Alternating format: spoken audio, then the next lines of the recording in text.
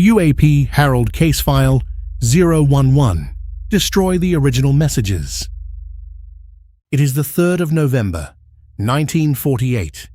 A Coast Guard pilot, flying near Andrews Field, just outside Washington, radios in an unidentified object. 2 Mustang fighters climb after it, up through 22,000 feet, 30,000, 37,000 feet, and the thing is still 5 or 6,000 feet above them. And then the report vanishes, because the original report was stamped top secret, and Strategic Air Command, the command that would soon hold America's atomic bombers, gave a very specific order: not investigate it, not classify it further. In the government's own words, on a page you can read tonight. Original report was classified top secret. Strategic Air Command requested original messages be destroyed. Destroy the original messages. That is a real sentence in a real United States Air Force file about a real unidentified flying object. And it is the title of this episode. But here is the part almost nobody tells you, because it is written on the very same page, 3 lines further down. That object the Coast Guard chased. The Air Force figured out what it was. Later, it was definitely established that the craft sighted was a cluster of 8 balloons used by MIT for cosmic ray research. This incident is considered closed. 8 research balloons, a top-secret classification, an order to destroy the messages, sitting 1 paragraph above the answer, weather and science balloons carrying instruments up into the stratosphere, the drama and the debunk, in the same document, in the same typewriter font.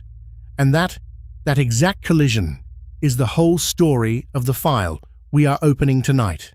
Because in 1947, the United States Air Force started its first official investigation into flying saucers. They called it Project Sign. Serious men ran it. They believed the phenomenon was, quote, something real. They built a machine to collect it.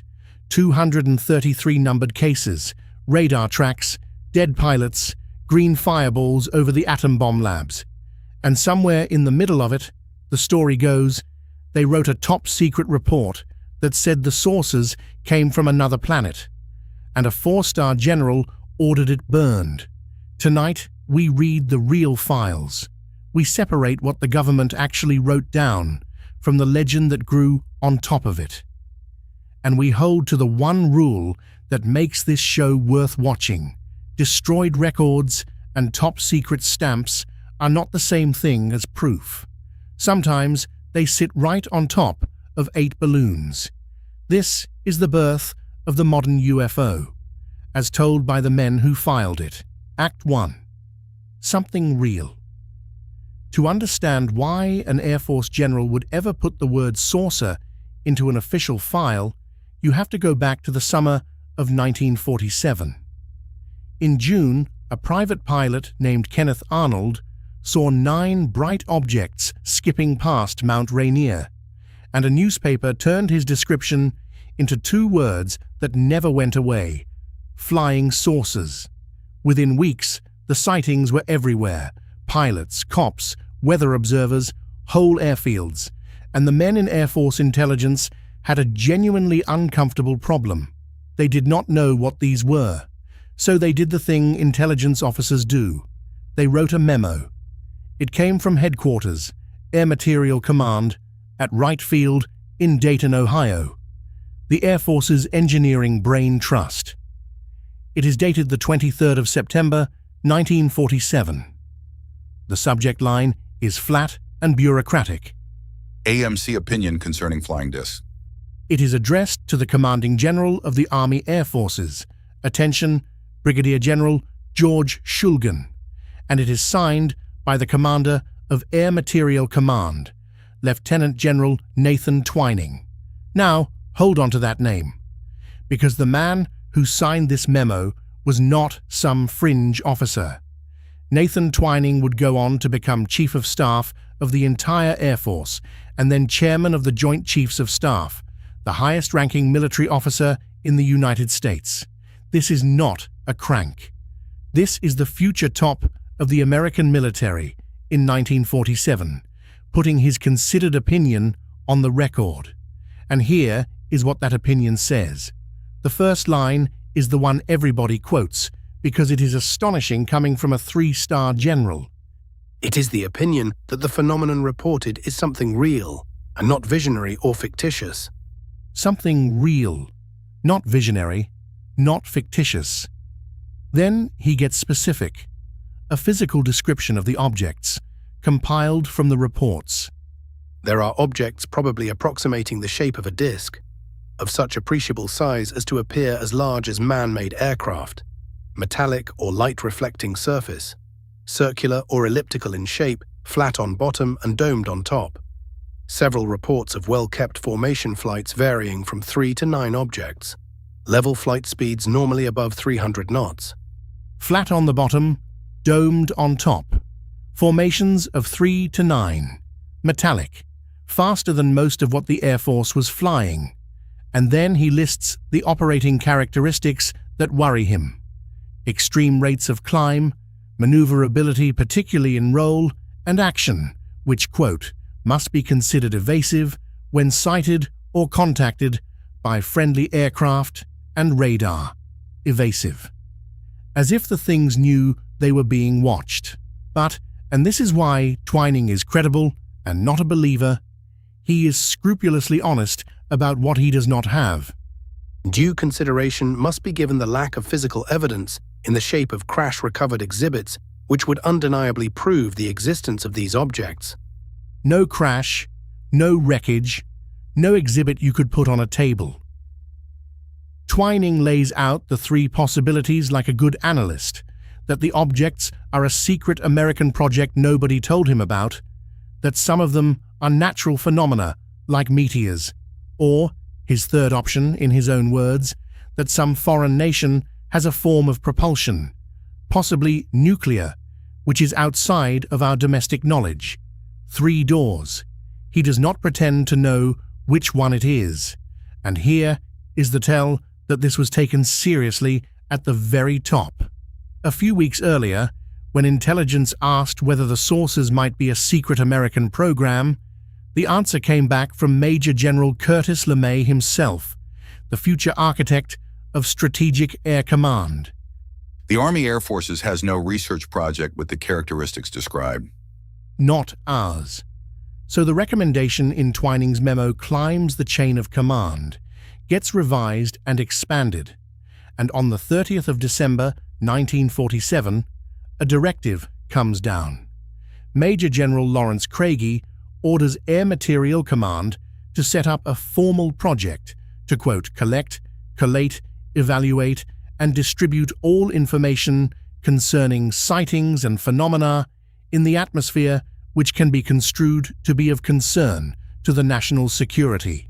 Priority 2A. Security classification restricted, and a code name, one flat, deliberately boring word, chosen so it would not attract attention. Project sign.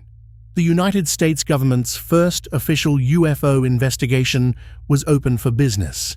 Act 2. The machine. A project is only as good as the paperwork it runs on, and Project Sign built a machine for turning the chaos of the saucer wave into something an intelligence officer could actually analyze. On the 6th of February, 1948, headquarters issued a standardized reporting letter. From that day, every sighting was supposed to be filed on the same form, answering the same numbered questions. Our copy of the operational file preserves the schema. 10 fields for every object. Number, shape, size, color, speed, heading, maneuverability, altitude, sound, exhaust trail. Number, shape, size, color, speed, heading, maneuverability, altitude, sound, exhaust trail. Fill it out the same way, every time, and send it to one place, the Commanding General, Air Materiel Command, Wright-Patterson Air Force Base, Dayton, Ohio. Wright-Patterson became the single receiving point, the drain that every saucer report in America eventually flowed down into. That address is why, to this day, so much of the mythology of the UFO, the recovered wreckage, the hidden hangar, attaches itself to Wright-Patterson. It is where the reports physically went. But some officers wanted to do more than collect paper. In February of '48, the chief of the Air Intelligence Requirements Division, Major General Charles Cabell, put forward a genuinely aggressive idea. In his own routing sheet, he proposed that every Air Force base in the United States and Alaska keep an armed fighter or night interceptor on continuous alert, and crucially, these aircraft should be equipped with gun camera in order to secure photographs necessary to the obtainment of all possible data on any reported and cited unusual phenomena of the flying disc type. Read that again.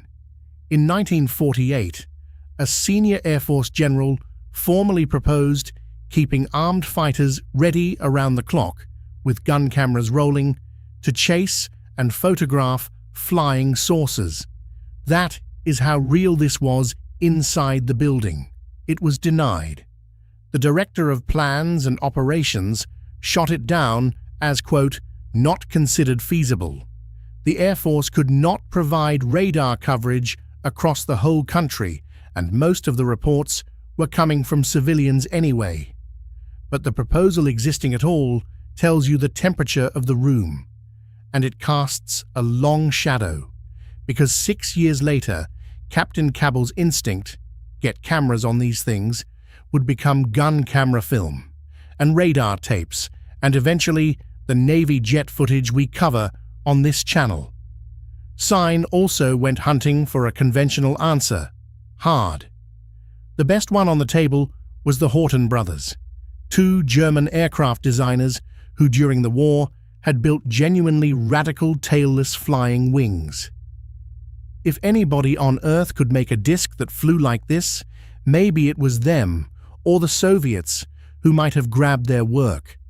And the file shows this was not idle speculation. In February '48, Air Force intelligence reports that contact has been made with the Horten brothers and that European Command has been told by secure telephone to use the memo as the basis for interrogation. They were chasing the Nazi engineering theory as an active intelligence operation. It went nowhere. And to keep the analysis honest, Sign brought in a scientist, a young astronomer from Ohio State named Dr. J. Allen Hynek. His job was to look at each report and rule out the astronomy, the planets, the meteors, the stars. Hynek would advise the Air Force on UFOs across 3 successive projects for the next 20 years. In these very files, you can watch him arrive. Cases referred, quote, to Dr. Hynek for his viewpoint. He started as the skeptic in the room. He did not stay one, but that is a later episode. One more thing about this machine, and it is a strange one. These are Air Force case files. So why do the surviving copies carry receiving stamps from the Navy, the Office of Naval Intelligence? Because the reports were circulated between services, and it is the Navy's copies, filed in naval records, that came down to us intact. The United States Air Force's flying saucer investigation survives in large part inside the United States Navy's filing cabinets. Keep that in mind. In this story, who keeps the record and who destroys it is not a small detail. Act 3. The case files. So what was actually in the machine? 233 numbered incidents in the box we read, running from 1947 into 1949. Most are a sentence and a shrug, a light, a disc, a witness, a shape. But some of them are the founding legends of this entire subject. Let us read 3. The first cost a man his life. The 7th of January, 1948, the same week Project Sign opened. A large object is reported over Godman Field at Fort Knox, Kentucky. 4 National Guard fighters are vectored to intercept. The flight leader is Captain Thomas Mantell, 25 years old, a decorated combat pilot. He climbs after the object and climbs and radios that it is metallic and tremendous in size.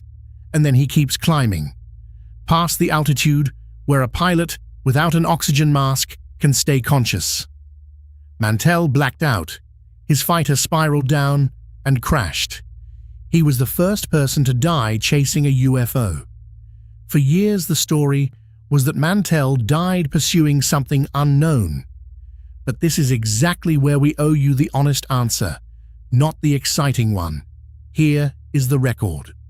The object over Fort Knox was almost certainly a skyhook balloon, a huge Navy high-altitude research balloon, so secret in 1948 that Mantell would not have been cleared to know it existed. Skyhook balloons rose to nearly 100,000 feet, and from the ground a sunlit one looks metallic, enormous, and still. An early theory blamed the planet Venus. That was later dropped. A secret balloon fits the evidence. Mantell did not die fighting an alien. He died chasing a balloon he had no way of recognizing, and pushed his airplane higher than his own body could survive. A brave man, a real tragedy, and a mundane cause. That is the first case file. Hold it next to the second, because the second does not resolve so cleanly. December 1948. Over New Mexico, over Los Alamos, over Sandia, over the beating heart of the American atomic program, people start seeing green fireballs, brilliant, green, flat-flying lights that did not behave like meteors. The Air Force did not send a UFO chaser. They sent one of the country's leading meteor scientists, Dr. Lincoln La Paz, director of the Institute of Meteoritics at the University of New Mexico. La Paz plotted the paths, searched the ground where a meteorite should have fallen, and found nothing. No fragments, no crater, no dust train. His written conclusion is in the file, and he does not hedge. I am now convinced the various green flare incidents reported are not meteoric in nature. Genuine meteors are rarely observed to move in horizontal paths. Not meteoric in nature, from the man whose entire career was meteors. La Paz noted the objects flew horizontally, glowed a specific copper green, and left no debris. He wondered aloud whether they were some secret device, American or Soviet, being tested over the most sensitive real estate in the country. The green fireballs were never solved. They would spawn their own investigation, Project Twinkle, which set up cameras at White Sands, and in the end concluded almost nothing. And then there is the third case file, the one this episode is named for, Incident 194. We open the show with it, but now you know the machine it lived inside, so read it again, all the way through. A Coast Guard pilot near Andrews Field. 2 Mustangs scrambled. The chase to 37,000 feet. The top secret stamp. And Strategic Air Command's order. Destroy the original messages. It sounds, for one perfect paragraph, like the smoking gun the whole subject has been looking for. And then the same page, calmly, in the same breath, tells you what it was. Subsequent information identified the craft as a cosmic ray equipment carrier used by MIT. Later, it was definitely established that the craft sighted was a cluster of 8 balloons used by MIT for cosmic ray research. This incident is considered closed. 8 balloons, the exact same kind of high-altitude research balloon that killed Thomas Mantell. The order to destroy the messages was real, but it was almost certainly about protecting the secrecy of the balloon program and the sensitivity of the traffic, not about hiding a spacecraft. The most sinister-sounding sentence in the entire project sign file is stapled directly to one of its most boring answers. If you only ever read the top of that page, you have a cover-up. If you read to the bottom, you have science. The whole art of this subject is reading to the bottom of the page. Act 4, The Estimate, and the Grudge. Now we come to the most famous destroyed document in UFO history. And I have to be very careful with you here, because this is the exact point where the honest record ends and the legend begins. The story goes like this. In the summer of 1948, after a run of cases the investigators could not crack, the staff of Project Sign, the true believers among them, sat down and wrote a top-secret assessment, a formal intelligence document, and its conclusion, supposedly, was the one the Air Force could not say out loud, that the flying saucers were interplanetary, that they came from somewhere other than Earth. The document had a name straight out of the Staff Officer's Handbook, the estimate of the situation.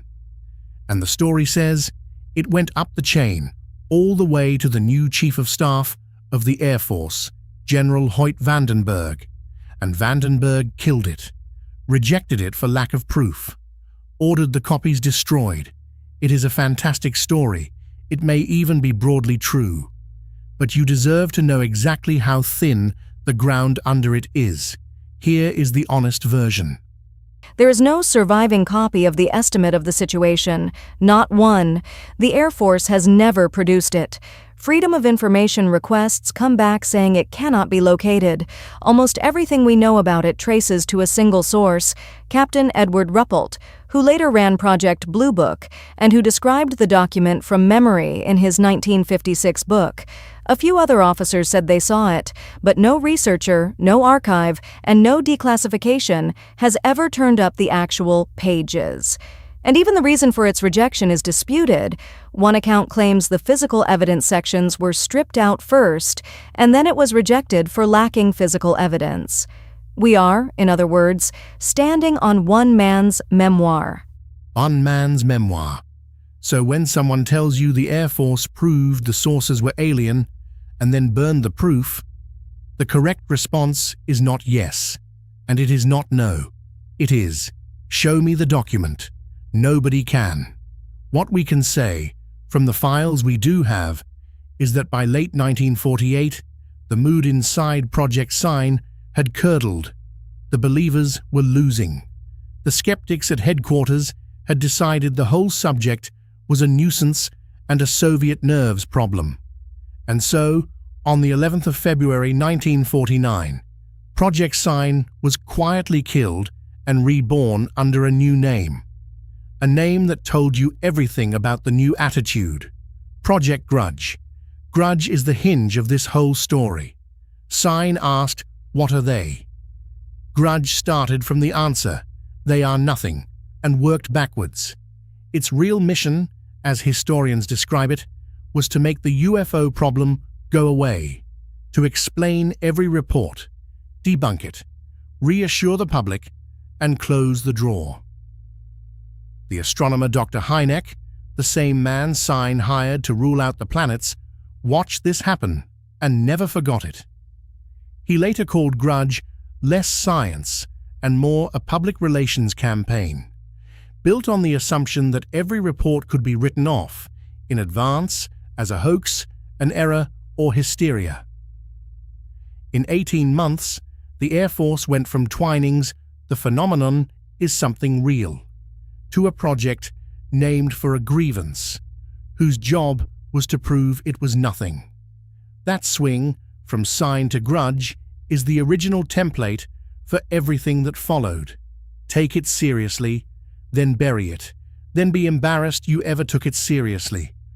The government has been running that same loop on this same subject for almost 80 years. Skeptics Corner. The part of the show where we make the boring case as hard as we can. Because if a story only survives when you squint, it does not survive. And Project Sign, read cold, is a gift to the skeptic. Start with the body count of explanations.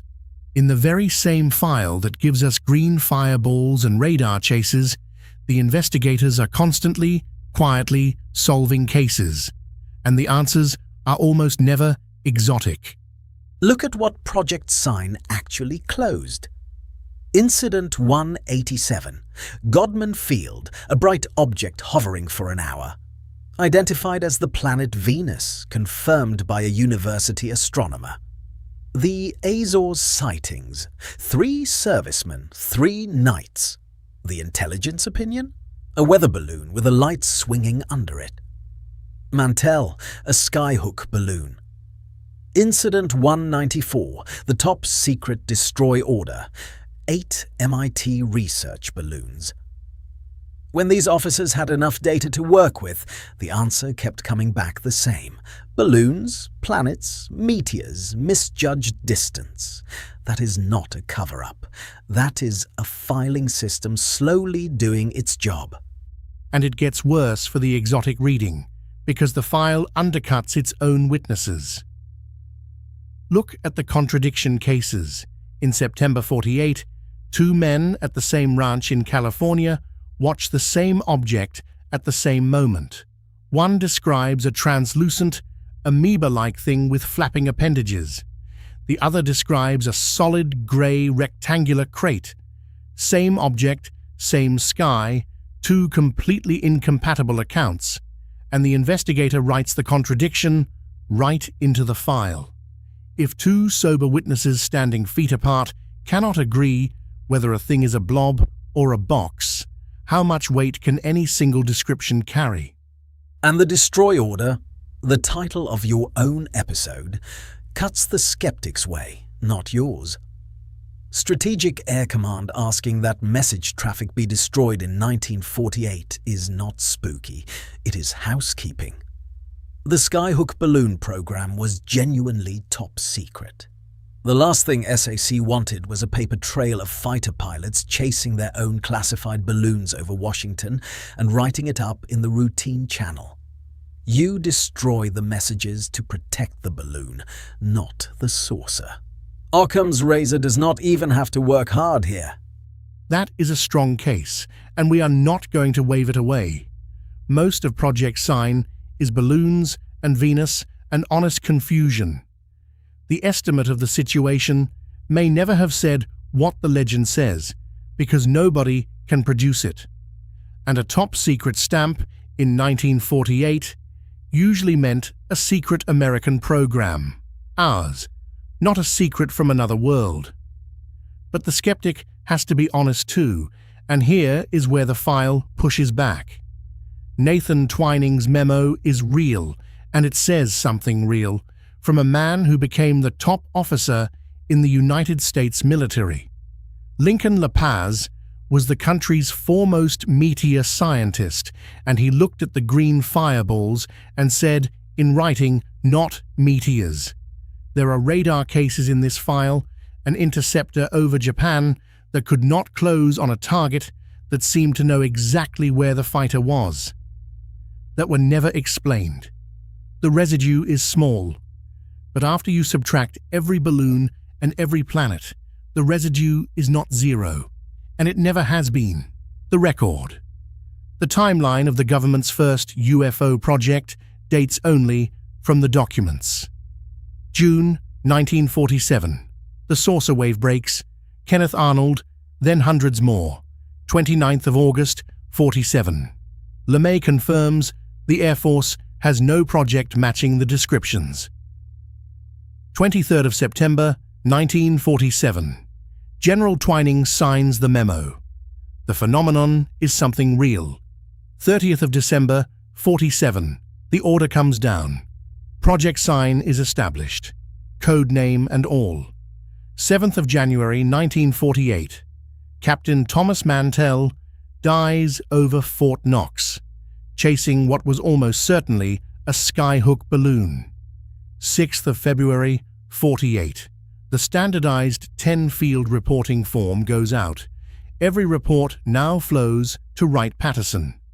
The summer of 48, according to the legend, the estimate of the situation is written, concludes interplanetary, and is rejected and ordered destroyed by General Vandenberg. No copy has ever surfaced. 3rd of November, 48, Incident 1, 94, the top-secret destroy order, identified as 8 MIT balloons. December, 48, the green fireballs over the New Mexico atomic labs. Dr. La Paz rules out meteors.